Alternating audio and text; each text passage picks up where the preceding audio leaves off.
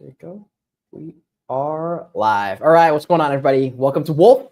Welcome to another podcast. It's good to see everybody in the house today. I am very excited to be chatting with Dr. Murphy, who is a regular in a lot of our tokenization and our RWA spaces, but he's not just kind of poking around in RWA land. He's actually a beast. And I'm very excited to chat with him. He is the chief economist over with Infineo. He also wrote a book called Author of Choice, and he's also a podcast host. He does a whole slew of different things. He's also an expert, like I said, in economics. And I know in this current environment, in the macro landscape, we have a lot of conversations in our Bitcoin spaces as well, especially about how money flows and the state of the economy, Donald Trump, and what the tariffs mean and what they really mean. I know there are a bunch of schools of thought in the world of economics as well. And I just noticed on the timeline, as well as my own personal, that it's something that is becoming increasingly more and more important and top of mind. And so I was like, hey, no better person to ask than Dr. Murphy himself. So thank you so much for coming on. Thanks for having me, Keg. Glad to be here. Absolutely. Absolutely. So, okay.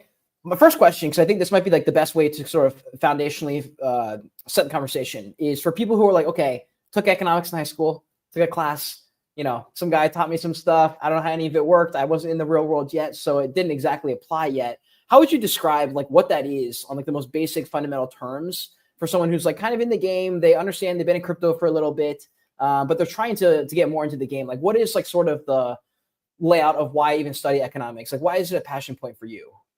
Okay, sure. Great. So I would say, and I've had people like, I would give talks and then people would come up to me afterward and say, wow, that was so much more interesting than the economics I took, in college or something like that. Right. And I mean, so partly I am grateful to hear that, but also I think it's a sort of a condemnation of the way economics is taught in college classrooms. And then, even at the high school level. Mm-hmm. So I would just say that if that resonates with people where they're like, yeah, I gave it a shot, or I was a business major, I had to take the sequence and it was just a bunch of graphs that made no sense to me. And now that I'm in business and finance, that has no relevance. I would say you got to go read the correct authors, right? So people like, my favorite is Murray Rothbard, who's of the Austrian school, but also like, Thomas Sowell's really good. If you have read him, Walter Williams, my stuff, I would suggest anybody right now associated with the Mises Institute, I would highly recommend.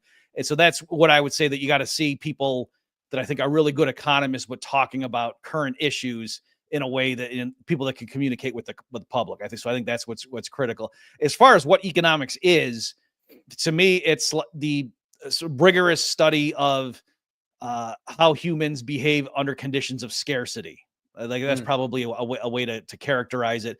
So yes, obviously it refers to financial matters, but there's other areas where economists weigh in on, sometimes appropriately, and I think sometimes inappropriately, but the thing that unifies it all, like what does it mean to think like an economist? It's basically a situation where there are trade-offs, and just to think rationally about that situation. And that's kind of what the essence of economics is. So obviously, yeah, it applies to financial markets and things like that, but it also applies in other settings as well. Well, okay, what other settings does it apply to where you've noticed like a big foundational shift in your reality, I guess? Sure. Well, I don't know about the foundational shift, but I just mean, like, for example, even in biology, the early on, like a lot of the biologists took a lot of concepts that had been developed, in what they might not have been called economics, might have been called political economy or something back in the day, but concepts that like things like division of labor, and even like with mate selection and stuff like that, in terms of, there's a certain amount of resources, and then, it's costly for, to have the plumage, but then that's a signal. And that, a lot of the concepts that are pretty standard in evolutionary biology, they're very economistic-y. And if you go and look at the history of thought, you can see that, a lot of the early biology, what we now call, biologists, were borrowing some of that terminology from what had been developed in economics. So just that, like the marriage market, that there's like a lot of famous papers on the so-called marriage market. There are so many. Right. And so there, it's not, literally that you're going and buying a wife or buying a husband, but it's just a lot of the terminology that people use. Or a different example recently, I forget their names, unfortunately, forgive me, but some people won a prize for like a new method by which people who like donate their kidney, are willing to donate their kidneys, and how they can move up on the, the recipient list and stuff like that. So an area where for various, ethical reasons, and people just think it's icky to not have just an outright market in body organs. Like people just say, no, we're not going to allow that. Okay. But then you can still use other insights from economics in order to design, the procedures by which you can reach outcomes that are just win-win for everybody. So that's the kind of thing. I mean, there's lots of areas like that where it's, there's a lot of different people with different motivations, and, or again, give a different example, things like looking at selection strategies in biology, like like hawk versus dove, things. There's a lot of stylized examples of things like that were developed like in what's called game theory, but then biologists could just take and then plug in with their specific numbers from their observations. But a lot of that framework was developed by card carrying economists. Okay, cool. And I think that's like perfect because it kind of leads into my question, which is what is like it gives me two questions I want to ask. I'll ask the first one. So the one I wanted to ask was like the biggest like myths about the world of economy, or like what's the word? Like the one economic myth that you wish more people understood correctly. But I'll hold off on that question because I want to hear the way you kind of think about it. I know you mentioned like in a previous call with us that Austrian economics was something that was very interesting to you and that you kind of leaned towards. So if you could, for the audience, explain what that even means and why you lean that direction. Sure. I kind of want to hear about your thoughts on Bitcoin as well. Like you brought up game theory. Like this world is pretty fascinating. Like you said, when you're in high school, it just doesn't apply because you just haven't seen the world yet. You haven't entered the workforce. You haven't entered the investing world more than likely at that age. And so it's just going over your head. You don't even understand why you need to know about these cycles. But then you enter this game and you're like, wait a minute, this applies to me directly. So anyways, I would love to hear that. Sure. So I should say in my case, I was like, I knew by the time I was a senior in high school that I wanted to not just be an economist, but one of the Austrian school. So I did get sucked into it. But you're right, Cade, that it's like, I didn't care about, like, I didn't really get how a mortgage really worked until I owned a house, you know what I mean? Because it just wasn't relevant, things like it. But I was interested in things like, the reason there's high unemployment, especially among teenagers, is arguably because of minimum wage laws, stuff like that, right? So I was really fascinated by this school or this approach that said a lot of government programs that ostensibly are there to promote all these social, benefits, oftentimes backfire, and in some cases literally cause the very problems that they're, supposedly solving. So I was really intrigued by that even as a high schooler, but you're right, some of the particular applications didn't resonate with me till I was older. So to answer your question, I first got into it, my dad used to listen to this guy Rush Limbaugh on the radio, and I know him. I know him. My dad used to watch him a little bit on the radio as well. Then I should say, because you're younger than me, and I should say those for people who vaguely knew of him, but they didn't really. He was much more entertaining and just funnier when he first blew up, and then as he got more stature, I think he felt a responsibility, so he kind of got more serious because like more Republican lawmakers were looking to him for, you know what I mean? So I think he just felt like I can't just be screwing around. But when he like got popular, he was hilarious. And like his show was very entertaining. So I just do want to say that for people who don't get like, why was everyone so into that guy? He was a riot. Like my dad took me, he did like a tour of the country, and like we went and saw him live, at the local, awesome. Theater near my house. So anyway, but that was where I first, and the specific issue was, they were arguing about handing out condoms in public schools as a way to, reduce STDs and teen pregnancy. And Rush Limbaugh was arguing that, no, that's going to have the opposite effect. That will increase STD. And his argument was the kids will sort of get the message from the adults that we know you're going to go have sex, so go ahead and do it anyway. And that would, that the two effects, the one would overweight the other one. So whether that's true or not, but that was the first time I had even been exposed to the idea that just because the government has a program with this official purpose, it might backfire. And this is as amazing as it, now the words coming out of my mouth, no one had ever said that to me. And I was like in 7th grade at that point. So that's what set me down that path. I started reading this thing called the Conservative Chronicle that was a compilation of op-eds by conservative writers.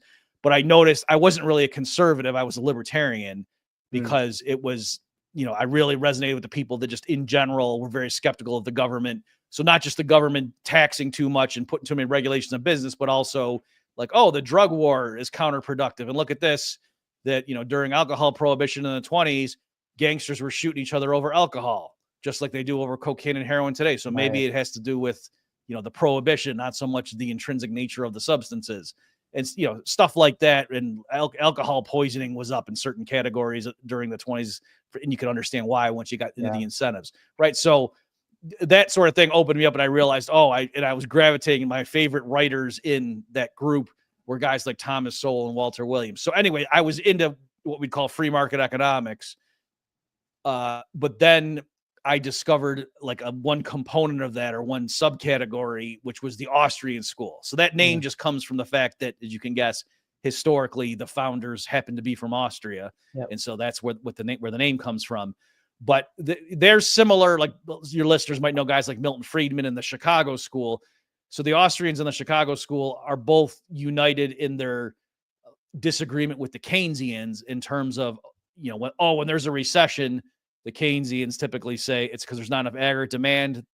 The central bank needs to cut interest rates. If that doesn't work because interest rates are zero, the central government needs to deficit spend just to fill the hole in spending. Both the Chicago school and the Austrians disagree with that, and they have their own, views.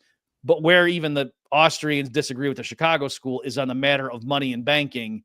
So specifically, the Austrians typically think that the business cycle comes from there being a central bank that, manipulates things, and that they just say, leave money and banking to the private sector. Just like you don't need the government in charge of food production or making cars or computers. Everybody would agree that would be crazy. Likewise, you don't need a bunch of experts setting the interest rate periodically, which is what we have right now with the Federal Reserve. Whereas the Chicago school is more like, well, we just got to have the right people running the Fed and then things will be good. And the Austrians are saying, no, that's just as hubristic, and central planning is outright socialism in other areas. So that's, some of the distinctions among the various camps. But I just found the Austrians more compelling. But also, just like I said, guys like Murray Rothbard, people go check him out. Just a very clear writer. Even when I disagreed with him, I knew exactly at what step in his argument I disagreed, because he was just so crystal clear. So even if I read something where I didn't agree with his conclusion, I understood the issue better after having read him. So, that's just the kind of person he was. So that's, where I'm coming from. And again, the Austrians, because I think the way they handle money and banking on a technical level is more accurate than even like the Chicago school. So that's why I favor the Austrians. And you mentioned my book choice for people who are interested. That book is where I distill the work of Ludwig von Mises, who's one of the giants in Austrian economics. The task they gave me is keep it under 300 pages, make it accessible to an undergrad audience that doesn't have a prior background in economics. So that's what I did. In that book, I built up to what's called the Austrian theory of the business cycle to explain this is why the Austrians, think the business cycle, what drives it. And it's the central bank. It's the Fed cutting rates artificially low levels that causes a fake boom that's unsustainable, that then leads to a crash. And so the Austrian diagnosis and prescription is like the opposite of the Keynesian one. Okay. Yeah, that makes sense. Real quick, just to zoom in on your book, how was that experience writing a full book and that entire process from beginning to the end? I don't know too many people who have written a book.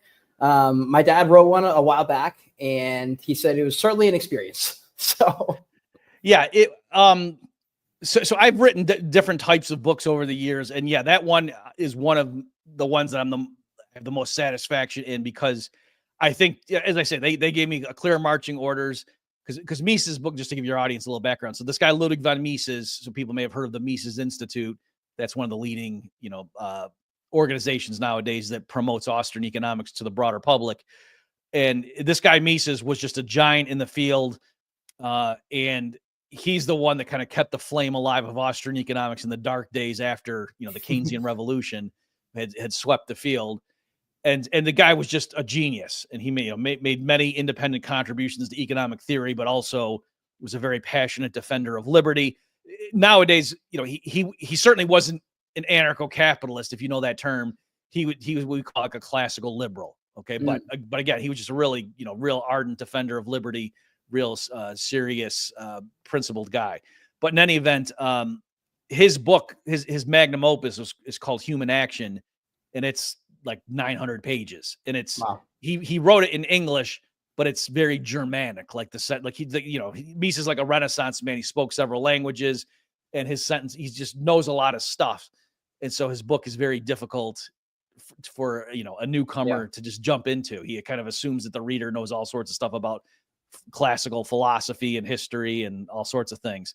So my mission for the book choice, they said, we know this is an amazing book, but a lot of people aren't going to read this. Let's just be honest. We don't want this information to be lost to a new generation. Take this book and boil it down to 300 pages that an undergrad could get. So that's what I did.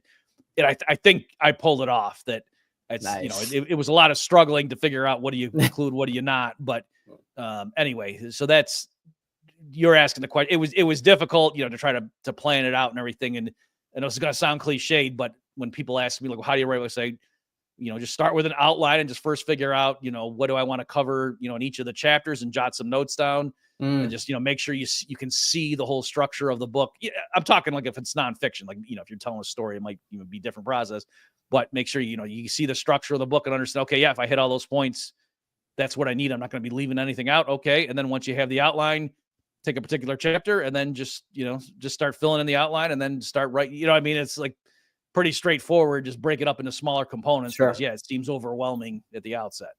Man, that is cool though. That is very cool. It's because like one of those things that once it's out there, you've now written a book. It is out there. It can transcend time. Should anything happen, then you're like, dude, I left my mark on the world. It is here to stay, hopefully, as well. That was awesome stuff. And can people find that like on Amazon, or where can they find this book? Yeah. So a lot of my stuff, so anything that the Mises Institute publishes, they have the PDF version. So another thing that your listeners might like, my most recent book is called Understanding Money Mechanics. Nice. That the Mises Institute publishes. Having said that, though, the choice was from a different publisher that they don't have the PDF. So but it's on Amazon and any place like that. So yeah, right on.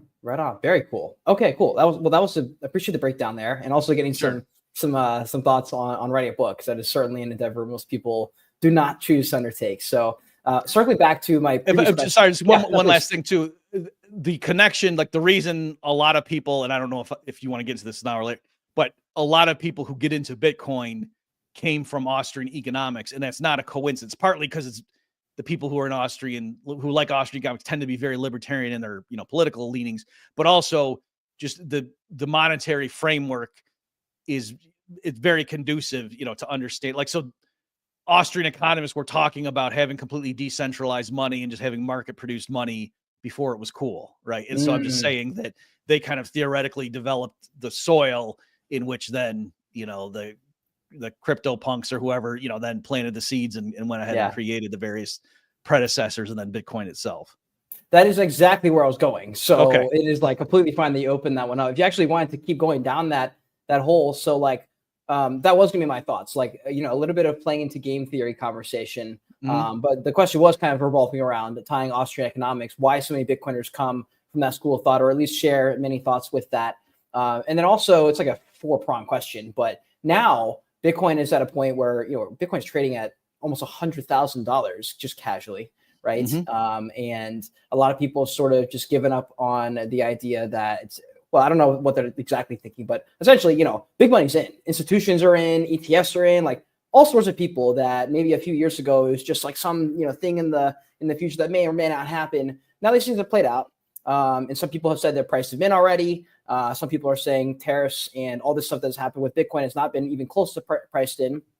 And there's all sorts of conversation across the board. There's Peter Schiff on one side. He says he understands Bitcoin, and he does, I would say, more than the average person. But he's still sticking with gold. He says there's tons of problems with Bitcoin. It's not going to work. I stick with this one. There's other people with just as much experience, and they say, no, Bitcoin is quite literally going to change the world. It is the apex asset. So I want to just get your general thoughts on Bitcoin. And I normally don't get to, because we're usually talking about tokenization and RWAs in our space on Thursdays with Ray. Right. But because we have you here, love to get some thoughts on this whole topic as a whole. Okay, sure. And that's actually how I got into like working for Infineo, even though, so now, as you say, we're tokenizing life insurance. But originally the reason I was recruited to Infineo was because I knew about life insurance conventionally, like paper conventional life insurance policies, but also I had co-authored a primer on, the mechanics of Bitcoin. And so that's why the background that I had. So I was obviously into Bitcoin before I was into broader tokenization of so-called real world assets. So as far as Bitcoin, like just give some quick thoughts, and then obviously, Cade, you tell me how you want to take it. it's funny. There's a sort of love-hate relationship among the Austrian fans, especially in the early days. And people, longtime Bitcoiners may remember this, that it wasn't just Peter Schiff, but there were a few people who were well-versed in Austrian monetary theory. And for a while, this has died down since the beginning. But in the beginning, when Bitcoin first came on the scene, there were a lot of people who were knowledgeable about the monetary theory, especially as developed by Ludwig von Mises, the guy I was just championing a minute ago. And they said, no, we can kind of prove to you that Bitcoin can't possibly be money. It's not just an empirical matter. They were saying, no, but it's a matter of pure logic, or at least they were saying if Bitcoin never became money, then Mises would be wrong, right? And so that'd be awkward for people who are fans of Mises. And so specifically where they were coming from is Mises. I'll try to keep this as brief as possible just to make the point. One of the contributions that Mises made to economics was he showed how the new, what's called subjective value theory that had been developed in the early 1870s that kind of displaced the old Lieber theory of value.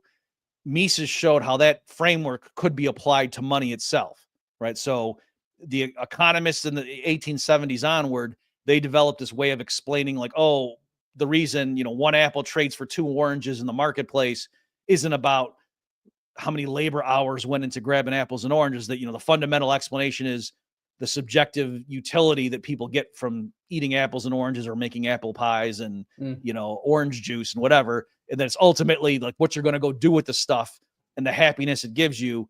That's the bedrock starting point. And then you work backwards, and then you can explain why people would pay a certain amount for an apple tree or for, what I mean? Like, and that explains why you would put so many hours into one versus the other, but it's not the expenditure or the cost per se, because you could just spend 100 hours, making a mud pie and nobody cares about it, right? So that was kind of the innovation. But even though they were developing that framework to explain value, it looked like they hit a paradox when it came to money itself, right? Because you say, why would you give up so many, so much of these other valuable goods to obtain a bunch of money? And if you say, oh, because of the utility it gives you, you'd say, all right, but why does money give you utility? And you say, oh, because you can use it to buy things. So it looked like you were just arguing in a big circle, that you were saying the reason money has value is because it's valuable, right? Whereas that you didn't see that paradox out. You said the reason the apples have value is because they quench my hunger, or because apple pie tastes good. You see what I mean? How that's not a circle. But to say the reason money's valuable is because money's valuable, that seemed kind of stupid. Right. So economists have developed like this bifurcated explanation where they use the new subjective value theory to explain what's called real exchange ratios. But then they overlaid the money prices on top of that as an afterthought, just a completely different. So Mises blew that distinction. He explained everything. But what he ended up doing was saying, no, you're not arguing a circle. You're saying today's purchasing power of money is formed based on your expectations of its purchasing power like tomorrow. Like you're saying, I expect money in the future to have a certain purchasing power. That's why I'm willing to work for it today or sell my car for money units today. And then you say, well, where did you get that expectation from? You say, oh, from my observations of its immediate purchasing power yesterday, right? So he broke up so it wasn't arguing a circle. He made it, in terms of time, but then it looked like, oh, so is that an infinite regress, that you're basically saying you're explaining today's purchasing power of money by reference to yesterday's? And so, well, then how do you explain yesterday's? Oh, the day before. And it seems like you're just going back forever. And but Mises said, no, there is a logical stopping point. It's when barter reigned, right? That before money emerged, if you trace it back that far, logically speaking, that's a stopping point, right? That the new subjective theory of value explains why one apple trades for 2 oranges. So we can explain barter prices, and then we can explain how money emerges from that primitive state. And then we come up to it, right? So he had a logically, buttoned down, airtight explanation that didn't involve any circular arguments or infinite regresses. Okay. So that was, one of his contributions to economics. So then when Bitcoin comes on the scene, some people were using that framework and saying, wait a minute, didn't Mises tell us that if something's going to be money, it has to have had a prior history as like a regular commodity, the way like gold and silver, if you trace it back, you can explain why people valued them first, for their ornamental value or industrial reasons or whatever. Okay. So that was the issue, and why a lot of people just, so anyway, I'll stop with that history of thought and just like jump to the chase. So my take on that was, if you read Mises closely, he was that argument would have prevented Bitcoin from even being a medium of exchange, right? To say nobody could ever accept something without having some knowledge of what it could get you in the future. And so if you took Mises to be saying Bitcoin can never become money, Mises would also have to be saying nobody would ever accept Bitcoin, period, unless they're going to use it to make a sandwich, which obviously no one, right? And so my point was just, it's not that if you're citing Mises in that way, it's not that he's just vaguely saying Bitcoin can never become money. What you're saying that Bitcoin shouldn't be doing what it's doing right now. And so Mises is either wrong or maybe you're misinterpreting him. But okay, so that's was part of the robot. But once we got to, like I said, now that Bitcoin's been up and running for many years, most people aren't saying that particular thing. They're doing more of the Peter Schiff, just kind of in general saying, hey, it's got no intrinsic value. Yeah. So with that, I mean, I said this to Peter. He hasn't. I mean, he might not have seen it because it was on Twitter. Peter and I know each other. I like his stuff a lot, but on this one, it's just he keeps confidently just saying, no, it's going to zero. It's going to zero. And so I said to him, like, Peter, is there some point at which if we get to the year 2040 and Bitcoin's trading at 500,000, are you still going to keep saying that? Like, look, next Tuesday, I think it's what I mean. Like, at what point would you? Because the other thing too is, even in the Austrian theory, even though like Mises, when he was writing in Murray Rothbard, they thought gold was, the market's money. And they acknowledged that it did have that historical, tie to being a regular commodity. But even they both acknowledged theoretically in the future, if gold lost all of its industrial and ornamental purposes, it could just be money, qua money. And there was nothing illogical about that. They would have thought you needed that prior history to explain how did we get here. But there was nothing to prevent. So I was saying, given that we do have an idea of what Bitcoin's purchasing power is, like you just said, what the market price was, we're already at that stage in the Austrian framework. And so it doesn't matter, what the history was. It matters just right now, Bitcoin's trading for what it is. So we have some basis for evaluating what's its purchasing power tomorrow going to be. So that logjam, is lacking. So even on its own terms. So anyway, that's some of the stuff in terms of Austrians, but more generally, the obvious reason so many Austrians liked Bitcoin when it came on the scene, and then there's cross-pollination, or a lot of people that were into Bitcoin end up liking Austrian economics, is undeniably the ideological component that the Austrians tend to be very skeptical of government intervention, and Bitcoin is a great type of asset or money, if you want to use that term, for people who don't want government intervention. So last thing I'll just say is I don't think it's just purely Austrian economics is either correct or not on its own merits. You know what I mean? Like, it is a scientific enterprise, but it is true that if Austrian economics is correct, then it's saying, no, you don't need the government to do X, Y, Z. That's just going to make things worse. So the kind of person, who naturally has that inclination is going to be one who's going to be inclined to look at Austrian economics and, presumably find it compelling. Yeah. How early did you find / hear about Bitcoin, and how early on did you recognize that there's maybe some validity here, that there's something here? And then, like, when you found that, was there a point where you were like, oh, it's really here now? Like, this is different. This fundamentally is succeeding to a point where I think most people in the beginning only would have dreamed. Sure. So I knew a bunch of early adopters. I said I wrote a thing. It's called understandingbitcoin.us. If you want to go to the website, folks, and see the primer I wrote. The guy I wrote that with, Silas Barta, he was in early enough that he built a mining rig like in his living room, like with just a computer. Like, he ordered the components off of Amazon or something and then built it. So it was still at the point where he had like a bunch of fans going on it because it was too hot. But he built this thing that was sitting on his coffee table that was mining. So that's how early he was into it. If you can imagine back in the day. And of course, what we did in that primer is I was doing like the economic theory part, and he was explaining more of the actual logistics of how does mining work and what does it mean to use your private key, and why can't everybody just, once you sign off on a transaction, why can't everyone just copy your signature? Just explain some of the mechanics. So clearly, I learned from, I would guess by late 2009, early 2010, there were a bunch of people that were telling me, Bob, you got to check this out. And I was more looking into it. I don't remember the exact time, but the thing that pushed me over the edge, her name's Tatiana Moroz. She's a singer-songwriter. in the, liberty movement, you would call it. And she was very early into Bitcoin. And we did a lot of events together, like sort of, anti Federal Reserve, like people were very concerned about quantitative easing and stuff. People can remember this was, in the wake of the financial crisis and the Obama administration. The Bernanke was the thing going around, and he's, he's printing up boatloads of money with QE. So I was going around the circuit showing PowerPoint presentations and charts of the monetary base and scaring the crap out of people. Right. So that's the kind of stuff I was doing.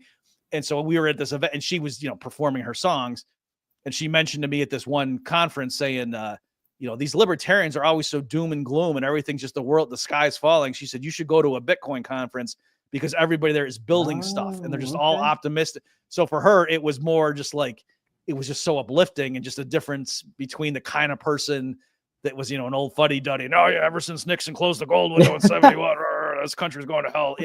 That kind of, thing versus young tech guys who are just building stuff, and which is a different. So anyway, I went to the Texas Bitcoin conference, I think in 2010, and I basically gave a 45-minute talk about, Cade, what I just went through with you very quickly about the Austrians and what's called the regression theorem and why that poses a roadblock for some people to get into Bitcoin. But yeah, that was at that conference, to answer your question, it was when I really realized, whoa, this is way bigger than just, this is a possible new kind of money. Like just seeing how, title could be, stored on the blockchain and how you could have, smart contracts and stuff. Like it really opened my eyes to this is a new technology, and Bitcoin may just be the first example of the broader blockchain technology. And this is just so much bigger than simply, a type of money the government can't inflate. Man, that is so crazy. Do you remember where that first conference was at?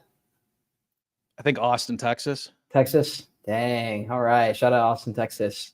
Very cool. Are you going to be there at the Las Vegas one in a few weeks here? Like 4 weeks, I think? No. We're too busy building stuff at Infineo. I hear you. My hope is once we, get our products up and launched at Infineo, I can be more, public facing and doing the rounds. But right now we got our heads down too much. I hear that. Definitely, for sure. We will be there. So I had to ask. It's been awesome to be there. But okay, very cool. That was a pretty solid breakdown there of Bitcoin from those early days. It's pretty crazy that you knew somebody who was just out here Amazoning out parts to put together one of these miners and get started with that.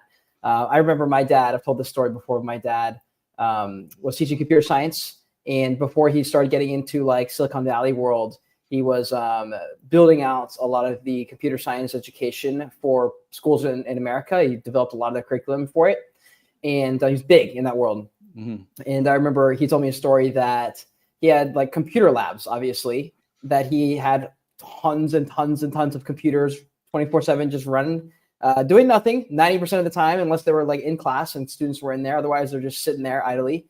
And some kid walked up to him like at the very, very beginning of Bitcoin and said, dude, you could just sit here and mine all night long and half the day. And it would be so insignificant that nobody would care. Nobody would notice. You could even tell the headmaster if you want. It was a private school, so something he maybe could have ran by him and actually gotten confirmation from.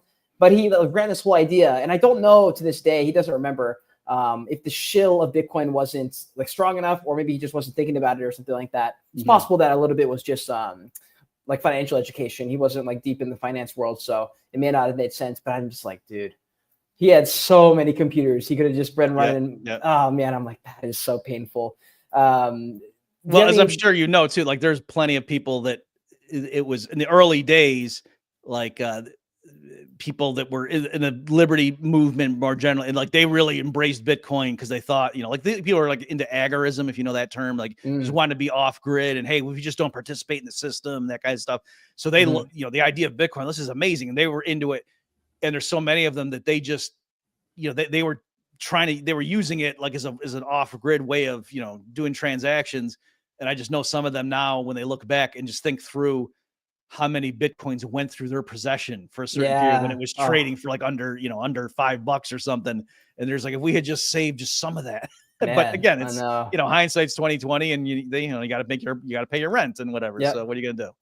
Yeah, and honestly, like at that point, like it's not like you were familiar with like Phantom Wallet and Coinbase and all these like apps where you just buy tokens from all the time as like a a way to like pass your time. Like that was a time in the very beginning of Bitcoin where you had to go find someone a lot of times, like on an app and transact in person. I've even heard sometimes in the very early days, it just wasn't the same. Like it wasn't something that was just like known knowledge. Like, oh yeah, we'll just trade these like tokens on the internet and they'll be worth $1 million one day kind of thing. Oh, right. Yeah. I mean, and there was like evangelistic efforts, like they would go, to their local bars and whatever, and just like spend a long time talking to the owners. Like, you really need to accept this as payment, is blah, blah, blah. And so yeah, there was a period there where, there was a big learning curve. And yeah, I've heard stories of people, especially the period where like the fees were really high and it was, they were trying to transact and they're sitting there waiting like for the confirmation to come through. And, it was anyway, yes, it was a different world back then.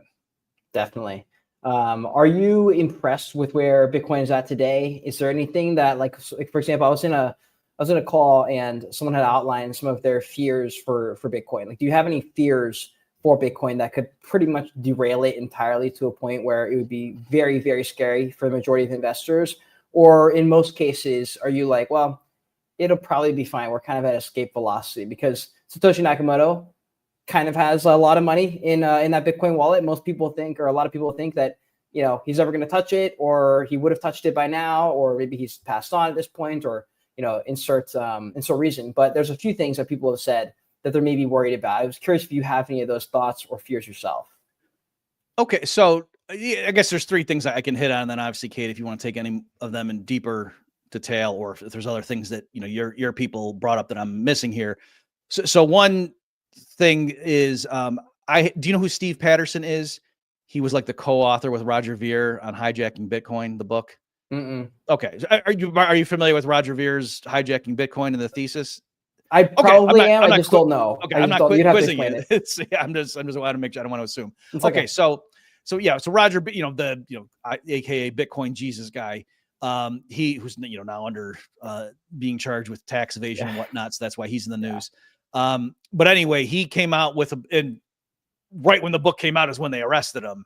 And so, people speculate I wonder if the two are connected, but in any event, so his thesis, is the title suggests, hijacking Bitcoin. And so here, I'm not endorsing or throwing it under the bus. I'm just explaining, one line of thought is to say that the vision of Bitcoin definitely changed. And so I can endorse that this is correct. So what the people disagree, the two camps disagree over is it because they just got more information and realized, this makes more sense to go this way versus, did some nefarious forces hijack Bitcoin and shunt it off from the original grand vision of Satoshi. Yep. So in any event, the idea was in the beginning, we thought what Bitcoin was going to be was this new currency that was easy to transport, you could buy stuff with, and that it was for day-to-day transactions. It was to liberate the masses from reliance on government issued fiat money. And then also, more dictatorial regimes with their currency controls and whatnot. And that, you could go down and buy a cup of coffee with your Bitcoin. Like that's what the vision was. And it was going to, and it was going to be able to scale so that it could, rival Visa and MasterCard in terms of transactions per second and blah, blah, blah. And then clearly that's not the path it took. And so now it's turned into like digital gold. And so instead of viewing it as, it's day-to-day transactions being conducted in Bitcoin and layer one, now it's, it's like gold bars being stored in a vault somewhere and only settling, for major purchases, or, you pass on and then give your kids the inheritance and maybe you transfer some things on the layer one blockchain, but the other stuff. Okay. So so I'm aware of that transformation because I did, see that happen with my own eyes. Not, I wasn't as plugged in the early days, but I was aware enough to know that that's how people were talking about what Bitcoin was going to be. And now the way the big boosters talk about what Bitcoin is, it is a different vision. So there's that element, but does that doom Bitcoin to irrelevance or something? No. Part of the issue, part of the fear of those people is, you're getting the big hedge funds and stuff coming in, and now they're talking about a strategic Bitcoin reserve. And this is the antithesis. If we were supposed to be, off grid with this, the last thing in the world is we want BlackRock and the US government buying Bitcoin.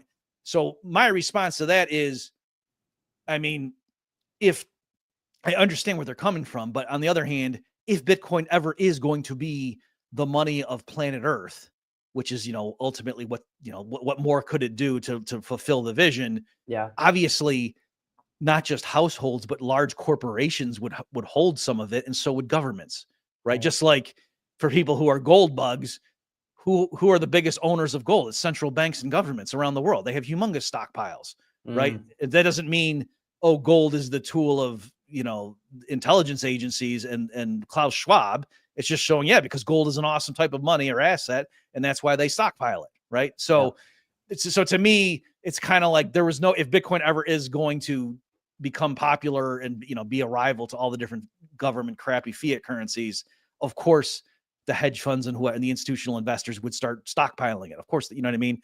So that's that thing.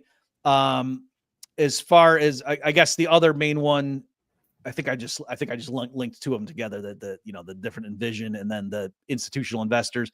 And then the other big wild card is the like quantum computing and stuff like that. Yeah. So for that one, I don't know enough about it to say but I read enough people that I think are smart enough to know that I don't think that, like, as advances in computing power come in, so long as there's not a huge jump where like one group without the knowledge of everybody else can just go ahead and, mine all the new Bitcoins or go ahead and do a double spend and steal everyone's Bitcoin.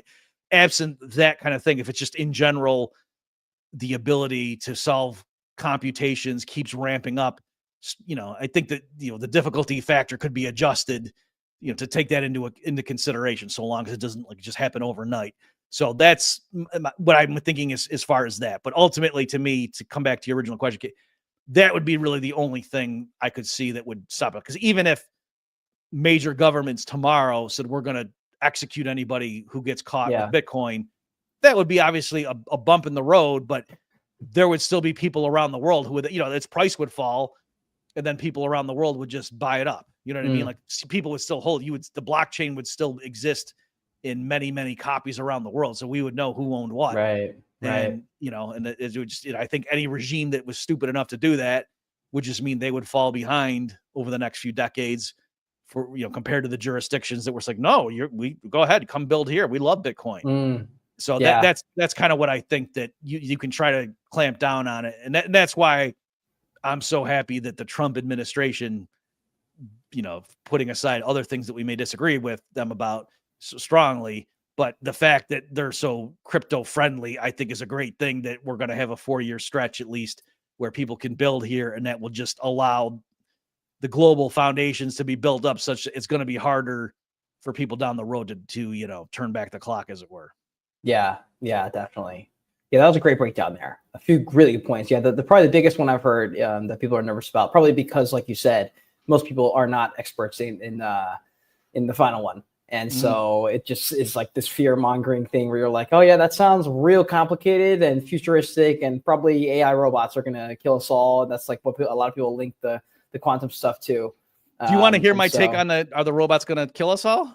Sure. Yeah, I would love to hear that take, actually. Okay, because it's kind of important, right? So yeah, and so this flows directly from, my background as an economist. Yeah. I'll give you the real quick pitch. But so there's this thing, and it also ties in with the tariff stuff too, right? So really quickly, there's this idea of what's called comparative advantage.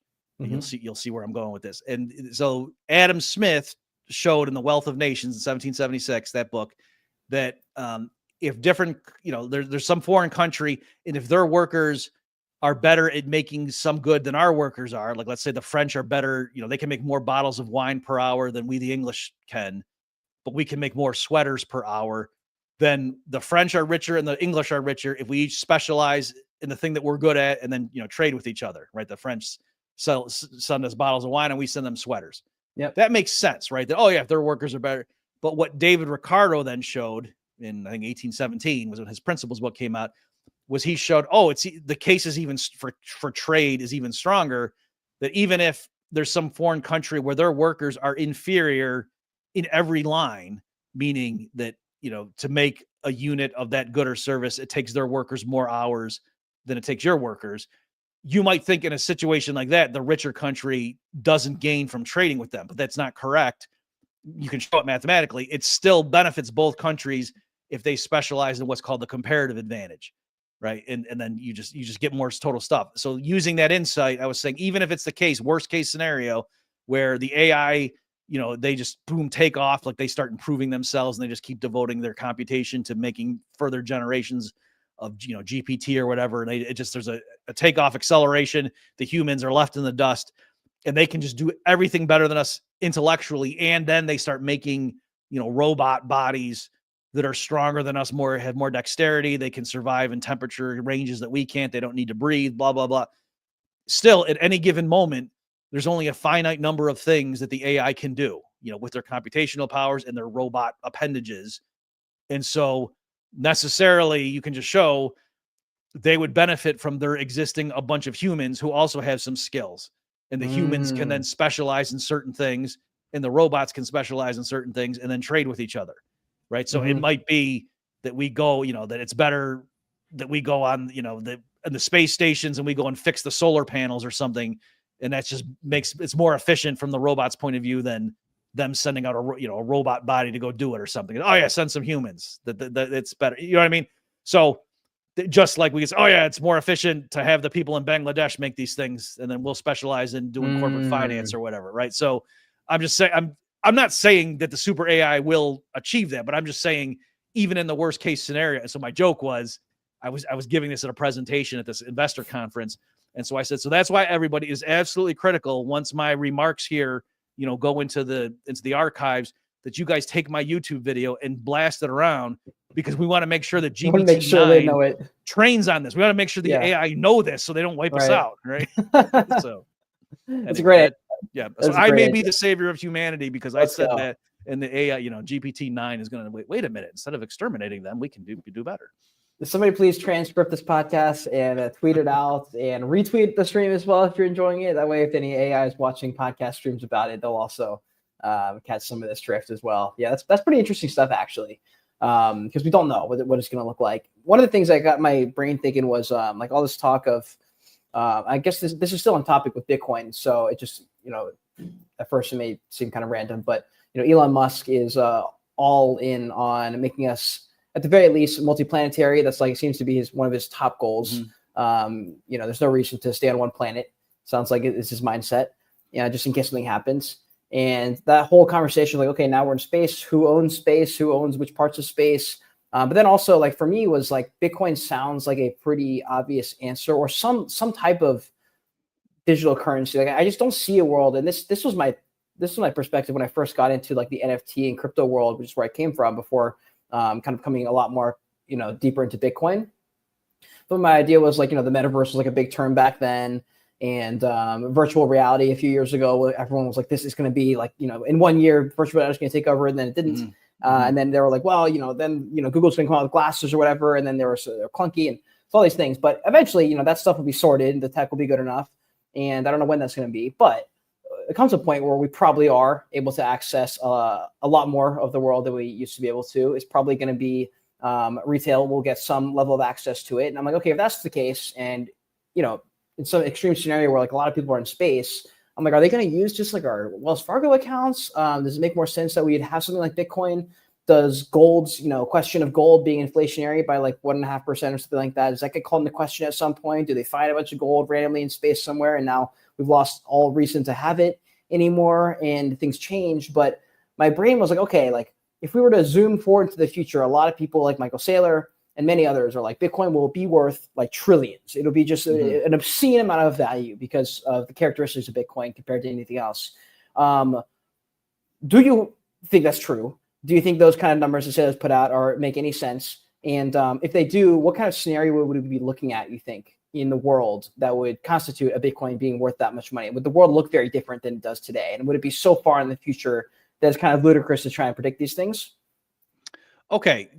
Awesome stuff. I'll try to rapid fire through a bunch of those, because I have written on a lot of those topics. So one thing is, as far as Bitcoin in the mid-term, I recently did a back of the envelope calculation. Unfortunately, I don't have the numbers handy, where I was trying to say just, in the limit, what's the most appreciation you could expect from Bitcoin? So one thing is, I concluded, I don't think it's possible that the next 15 years could be like Bitcoin's previous 15 years. Just, I mean, how could Bitcoin's the best performing asset in human history in terms of the overall length. So how could it be almost? But because what I did is I said, suppose I think I picked the year 2050. I might have picked 2040. I forget. And I just imagined that, Bitcoin basically is held by everybody. And so I took like the global money stock, like M1 or something, and just figured out what that is. And I said, suppose everyone now is just holding Bitcoin for that. And then I just, worked backwards to say, what would its, price be at that point? And then, but I also made some adjustments where there's wiggle room that you could say, like, and this is a point that Lynn Alden makes a lot, that, she's got her book, Broken Money, that besides the other characteristics, like you just look around, like the money that the governments make for is terrible. Like, in many fronts, it's not just inflation, but even just, to transact and whatever, it's just terrible. Like recently, I had a client that was in a foreign country, and just the amount of pain to get them to do the Swift account for my bank, and they try 3 different times and it doesn't come through. You know what I mean? Like, it's just amazing how hard it is for somebody in South America to send me $1,000.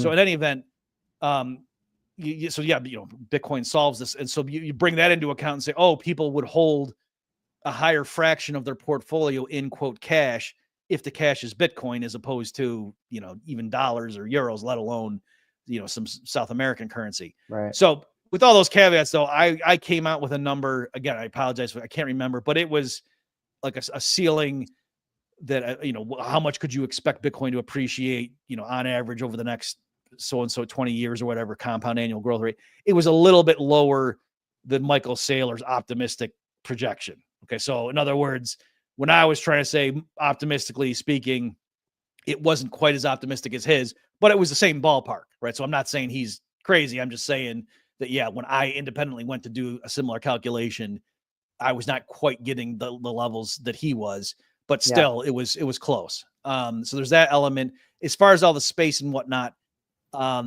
what is interesting is, and this occurred to me, and at first I thought I was a genius, but then I went and realized, like, people on Reddit forums had already discussed this, but I realized, oh, wait a minute, is there an issue? Like, if people on Mars are using Bitcoin, I mean, it takes some time for even light to propagate. Like, so is that going to screw things up? And then certainly, the further out, if we got a station in Alpha Centauri, it's going to take unless we figure out subspace communication, is that going to be an issue?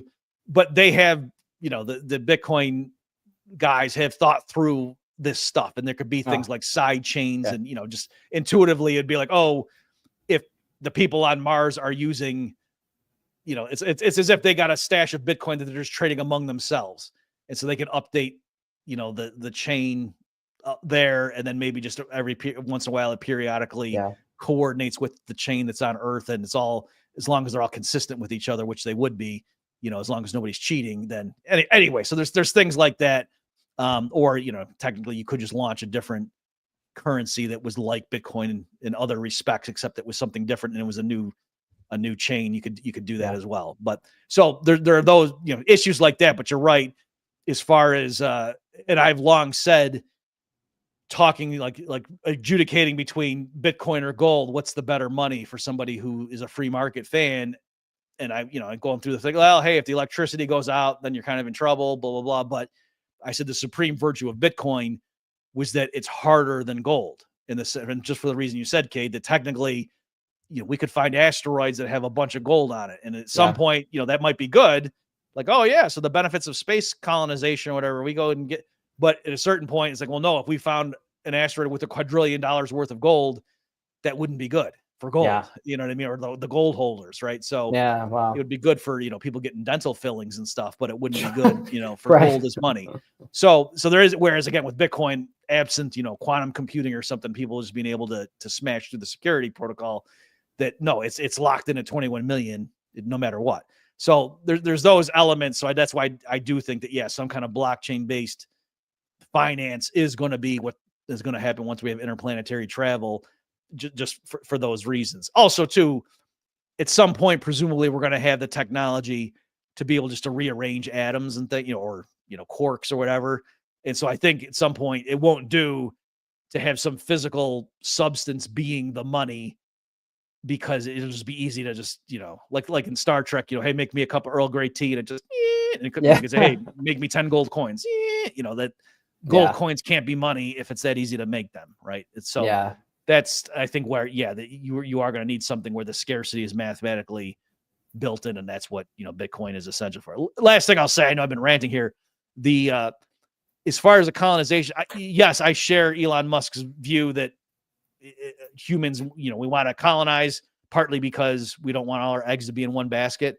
But I would caution people, Mars is very inhospitable, right? And so if you're thinking like, oh no, it wouldn't be that hard, like, and we got, you know, our population is growing, it would be so much easier to colonize Antarctica than to go to Mars, right? Like you know, there's oxygen like that we would need. The gravity is more what you expect. You know what I mean?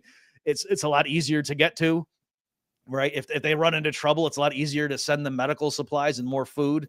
So I'm just saying, I'm not denying that there will be eventually colonies on Mars, but I don't know that Mars itself will be teeming with humans. I think there might just be some outposts as a staging ground, you know, to go further into space. And, you know, maybe there'll be, I think there'll be like space stations that have colonies of people rather than Mars itself, you know, being covered with humans. But that's kind of my take right now. Yeah. One thing I fundamentally believe is that the tech, I think it moves fast, but it moves slow. It's like time, you know, like it moves fast, but then also is slow at the same time. In the sense that, like with tech, I feel like a lot of people are bearish because certain things haven't happened. We don't have flying cars yet. Like, what the hell? Everyone's thinking. And then, but at the same time, I'm like, I look at what NVIDIA is doing, and a few of these tech companies, I'm like, dude, I feel like, I mean, everyone says it, like, we're on the edge of this technological revolution. It'll never be it'll never be the same. And then you see, you know, what Tesla's building with Optimus. I'm like, dude, I think there will be a pretty big boom. I think a lot of the things we've seen in movies are pretty close. Like, one of the ones that got me so excited was Interstellar, with the TARS robot, and just having basically what we have right now with like ChatGPT just inside of a robot humanoid thing. Right. And I'm like, okay, like that. I'm like, I'm sitting here going like that sounds totally doable in our lifetime. I'm like, okay, that means like we're rapidly coming to a point where some of these movies and tech and these fantasy worlds become just a normal thing. And we've got like Amazon robots delivering on their own, just like autonomously running around like random cities and stuff. And so that kind of stuff, I feel like a lot of people almost discount it and they say it's just not possible. Don't even think about it. I'm over in the camp of like, I think that could happen sooner than we think. I think it's going to be within our lifetime, a lot of those things. I don't know how many, like something like interplanetary travel to the max for retail that someone can even afford. I don't know if that's going to be possible. I have no idea.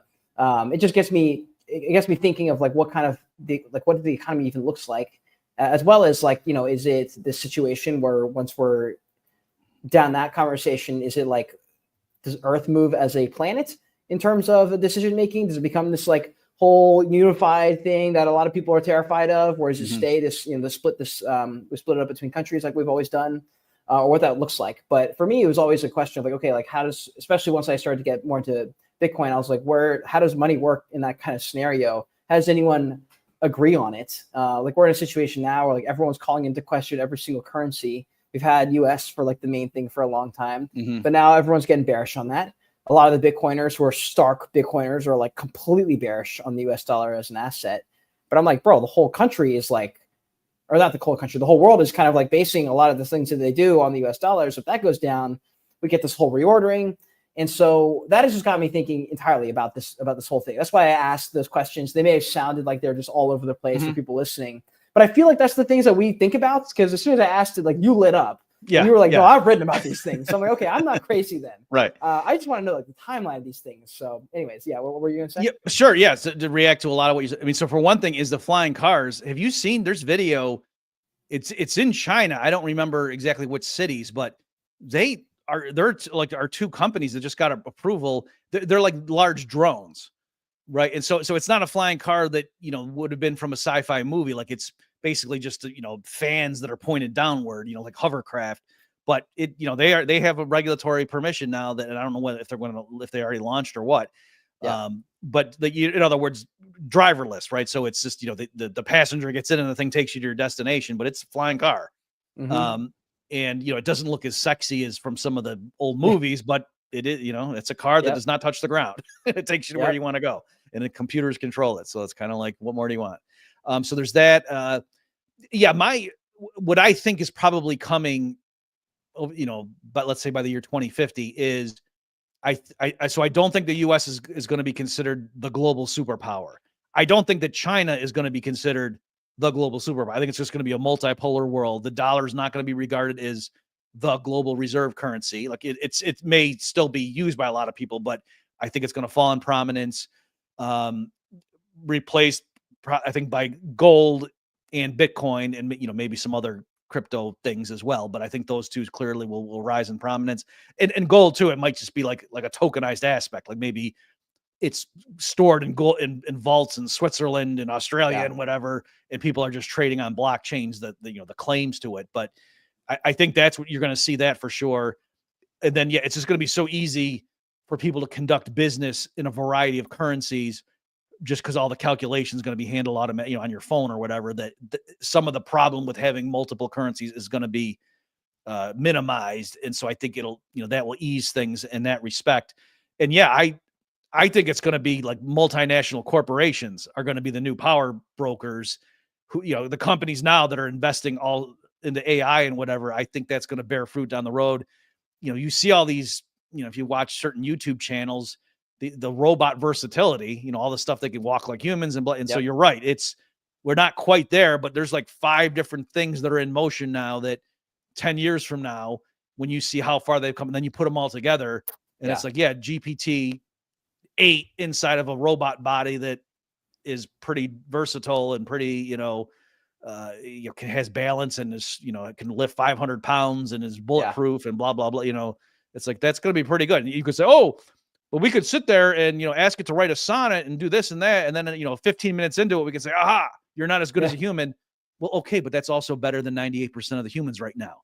And you know what I'm saying? So the question's not, is this thing better than every human alive? It's just, but no, if it's smarter and better at certain tasks than 98% of the humans, and you put it into a body that's stronger than 99.9% of the humans, that's a pretty formidable thing. And then you can mass produce it. So that when, like with drones and things, I think that, it might kind of be slow at first, but I think at some point it's not the people are going to be saying, oh, in the year 2050, is it the Chinese government? I think they're going to be saying, no, it's Google and or Alphabet and this and that. Like they're going to be these big things. And they're going to have half of their computational power mining, the few Bitcoins that get produced per year. Right. And stuff, or earning the fees from, doing the transaction. So that's kind of the world that I see. It's like, on the one hand, terrifying, but also there'll be a lot of cool. It'd be like watching The Matrix, right? Like they had a lot of cool technology. You know what I mean? Like Morpheus's ship was cool. It's just the backdrop was a little bit, I'm not saying it's going to be that bad, but I'm just saying to me, it's going to be pros and cons, that it'll be an interesting world. But on the other hand, there'll be some aspects that to us right now, we'd be like, what the heck, Are there any movies actually that come to mind that you think people should watch? I mean, there's like the classic ones, like you mentioned, like The Matrix, that are just world famous. But are there any other movies where if people are enjoying this conversation, they'll be like, this will be good kind of thing that comes to mind? So the reason I don't think the Terminator movie is right is that, or what I think it gets wrong, is that it's like humanity versus Skynet. And I think it's more, people are missing that there's going to be like 19 different AI systems that are not all unified. You see what I'm saying? So I think it's going to be a collaboration, that each of these companies, will have their AI expert AI system that, has billions of dollars of research and they're trained on blah, blah, blah, and all this kind of stuff behind it. And the humans will work in collaboration with it. And like, so in other words, like the company Google, when you say, well, who makes its decisions, it will be like, oh, it's AI plus, the 8 board members, you know what I mean? And so, but it's not that, oh, so are the AI going to turn against humanity? Be like, well, no. That would be like, like with the mafia, it's like saying, does the mafia take over the world? Well, no, because there's different families and they fight with each other, and they have some interests that overlap, but also, you get what I'm saying? So that's the biggest thing. So off the top, I'm sure there are plenty of sci-fi movies that, run with what I just said. I don't know any, just because I haven't, been watching a bunch of movies. There was one with Johnny Depp where like he gets put into an AI system. Like I know what this is. Someone brought it up the other day, actually. That's not the same thing that I just said, but I liked that movie and I did a review of it because I think. Did you? Yeah, I'll send the link to you. But anyway, cool. I like, that was the kind of movie where when I was done watching, I was like, I got to wait a couple of days and I want to watch that again. Like, it was one of those things where I think like it was trying to show you one thing, but then if you were like looking under the surface, like, oh, wait a minute, no, they're trying to tell you something else. So anyway, Indeed. if people like this stuff and haven't seen that Johnny Depp movie, go check it out. I don't remember Definitely. what it's called. Yeah, I gotta remember what that is. Someone had brought it up, and I'd seen it a long time ago. But now, fresh new perspective on the world, having learned about Bitcoin and diving into the world of money and economics, and also AI and tech and all these things in the last year with Wolf Spaces. I feel like I've expanded and totally have a different perspective than I did when I watched it previously a few years ago. But well, first of all, this has been an excellent conversation. I got a couple like last things I want to throw in there before we wrap. Sure. And for people who are watching, if you haven't already, please do follow Dr. Murphy right above our faces on X. You can click his little name. It's blue. Click it and you give him a follow. And if you're on YouTube, right below our faces in the description, you can check him out. I also linked his podcast show, I believe it was, or your website. It was one of those two links is also down there. So you guys can check that out if you'd like. Okay, so last two questions here are, do you have any hot takes that we have not gone over about the world or the economy or things that are to come, tech, any of those things that come to mind that just are kind of burning on your head, things that you think about a lot that maybe it's not being talked about so much that you think is worth bringing up for the average person to think about? I suppose my standing recommendation when people say things like, oh, given how the craziness, what should I own? Should I own this much gold or Bitcoin or whatever? That I would recommend you figure out how to diversify and increase your income earning potential, right? So that's what I would say, that you just got to remain versatile, that it's not going to be so much what portfolio allocation you have right now, though I do agree with, Michael Saylor, you want to get some Bitcoin as soon as possible, because that could take off at any moment and keep going. But yeah, I would just say to be able to earn income and just become as versatile as possible is what I would recommend. And then also, if you're not familiar with, and I'm guilty of this myself, that I tell people this, but then I don't follow my own advice, but it takes a little bit of a learning curve to figure out how to interact with like GPT or whatever your favorite LLM system is, large language model. But once you figure out like how to prompt it correctly, like you can't just give it a 2-sentence summary of the task. Like you need to kind of prep it more and treat it like, the analogy I use as a college professor is it's like a smart grad student. And like if a grad student is going to help you to research, you can't just give them a 1 sentence, say, oh, this is what I'm doing a paper on, and go do that. Like they need more guidance. But once you get into it, and that's what I would just say, figure out how with your work, use this technology, because I think if you haven't already tried it, you'll be surprised that, there are certain things, and people post it on Twitter all the time about, I asked this simple question and GPT didn't know.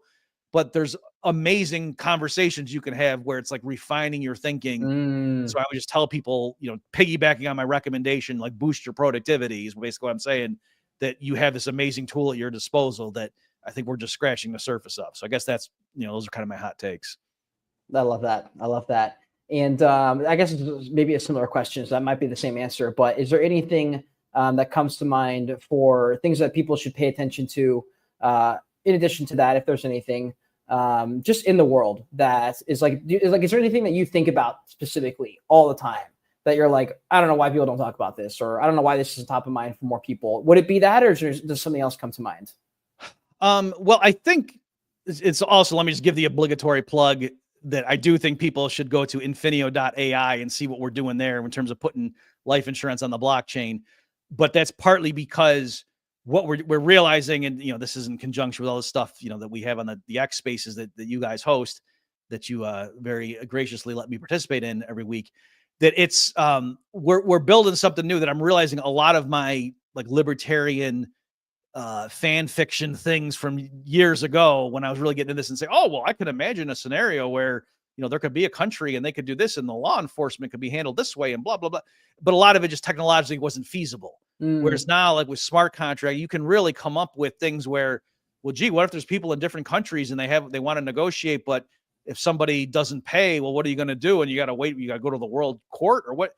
And there's lots of stuff you can do with smart contracts and blockchain and whatever, and custodial wallets and things that was not possible before. And so I think, just to give a quick example, like you can have, I call them judge bots, meaning that, you could program. And so people, like Orthodox Jews who want to have their transactions being governed by, like a virtual rabbi, for example, they could both agree on the front end. This is the code of conduct that we're going to agree. And, and so then if there's a dispute, in the transactions, they can take it to the judge bot who's been, pre-programmed with a certain philosophy or something, or code of legal principles, and both parties agree on the front end. We will submit any dispute. And again, these LLMs, like maybe you might say they're not there yet, but within the next 10 years, they're going to be a lot better than 99% of the human arbitrators that you could defer your case to, right? So I'm just saying, once that becomes possible and you can just pay $10 and get an instant answer from this thing, that's just going to open up so much trade among people and like sophisticated contingent contracts and things that, like I say, libertarian economists wrote about theoretically years ago, but just wasn't possible to implement until now. It really is becoming cheap and real. Yeah. Wow. Very cool. Very cool. Yeah. I was going to say, for anyone who wants to check that out or has any interest in life insurance and the whole, we'll have to bring you back. We can dive a lot more into that conversation as well. Cause it's all very exciting. It's literally the reason I joined the industry at all was because I realized very quickly that if I want to work in the land of innovation, people are here. They're on Twitter. They're in the crypto world oftentimes, or places where things are happening fast and money to be moved and people looking to fund things and stuff like that. Like it is definitely this kind of world. And so I knew I was not like a coder or anything like that, and just figured, okay, well, I'm in the content game. I like doing content. There's got to be a way into this game. And that was a few years ago. And so these kind of conversations are what I was like very excited to look forward to, and to meet people who are top of the line in the industry, been here for a long time. And I really appreciate you coming on, Dr. Murphy. Is there anything, any final thoughts you want to leave the audience, or anything you want to plug before we wrap? I would, again, just point people to Infineo.ai just to see everything we got going on there. Right now, with your existing life insurance contract, you can go ahead and enter it into our ecosystem and sync with it and tokenize your policy. So I'd encourage you to check that out, just see how that works. And I guess just follow me at Bob Murphy Econ on X, and that's where you're going to see all of my my free humor and economic commentary. Definitely. Right on. Well, listen, like I said, I'd love to have you back. I also noticed there's a couple of times on your timeline you even brought up your faith. So that's definitely something I would love to dive into a little bit with yourself as well, just to see how it fits all into this whole conversation. Because I feel like the faith conversation and tech, a lot of times those worlds collide a lot. I sort of, I became Christian last year after a lifelong agnostic atheism, I guess you could call it, growing up without any kind of religion. So I was like, well, I'll probably ask him about that maybe on the next one after we've had a full conversation around some like the economics and stuff like that. But yeah, I'd love to have you back on at some point. Okay, well, great. And I'm so glad to hear that. And that's partly why I don't fear the robot overlords, because I know Jesus wins in the end. So let's go. What do you got, Skynet? Jesus. Yes, sir. What do you got? Exactly. What do you got, Skynet?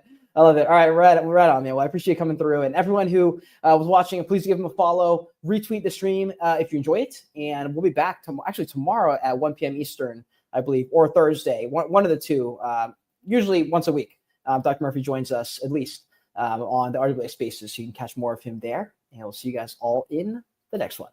Take care.